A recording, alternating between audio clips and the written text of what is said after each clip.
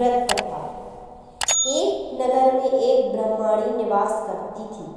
वह भगवान श्री हरि विष्णु की भक्त थी और भगवान विष्णु के सभी व्रतों को नियम से करती थी। भगवान विष्णु की आराधना करते हुए एक बार ब्रह्माणी ने 1 महीने तक उपवास रखा, जिसकी वजह से उसका शरीर दुर्बल हो गया, लेकिन तन शुद्ध हो गया।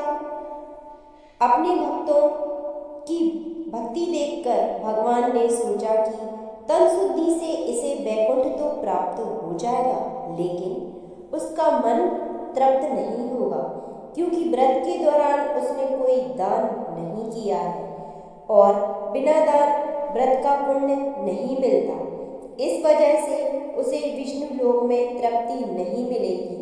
तब भगवान स्वयं उससे दान लेने के लिए उसके घर गए। भगवान विष्णु उस ब्रह्माणी के घर भिक्षा लेने गए तो उसने दान में मिट्टी का एक पिंड दे दिया, जिसे लेकर श्री हरि वहां से चले आए। कुछ समय बाद ब्रह्माणी का निधन हो गया और वह विष्णु लोक पहुंच गई। उसे वहां पर रहने के लिए एक कुटिया मिली, जिसमें एक आम के पेड़ के अलावा कुछ भी नहीं था।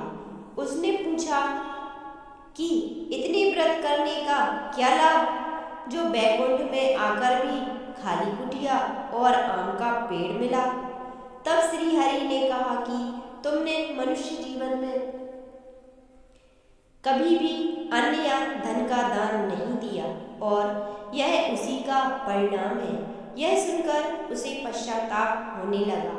उसने प्रभु से इसका उपाय पूछा। तब भगवान श्री हरि ने कहा कि जब देव कन्याएं तुमसे मिलने आए तो तुम उनसे सटतिला एकादशी व्रत करने की विधि पूछना। जब तक वे इसके बारे में बता न दें, तब तक तुम कुटिया का द्वार मत खोलना। भगवान विष्णु के बताए अनुसार उस ब्रह्माणी ने ऐसा ही किया। देव कन्याओं से विधि जानने के बाद उसने भी सटतिला एकादशी व्रत किया। उस व्रत के प्रभाव से उसकी कुटिया सभी आवश्यक वस्तुओं और धन धान्य आदि से भर गई और वह बुढ़िया भी रूपवती हो गई। भगवान विष्णु ने नारद जी को सटतिला एकादशी व्रत की महिमा इस प्रकार सुनाई। सटतिला एकादशी व्रत तिल का दान करने से सौभाग्य बढ़ता है और दरिद्रता दूर होती है। जय श्री हरि।